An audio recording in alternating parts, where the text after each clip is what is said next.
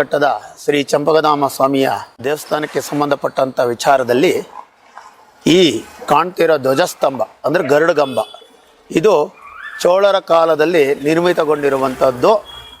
ಇದು ತುದಿಯ ಏನು ಎತ್ತರದ ತುದಿಯ ಇದೆಯೋ ಶ್ರೀ ಚಂಪಕಧಾಮ ಮೂಲ ವಿಗ್ರಹದ ಪಾದಕ್ಕೆ ಸಮಾನವಾಗಿ ಸಮತೋಲನದಲ್ಲಿ ಇರುವಂಥ ಒಂದು ವಿಶೇಷವಾದಂಥದ್ದು.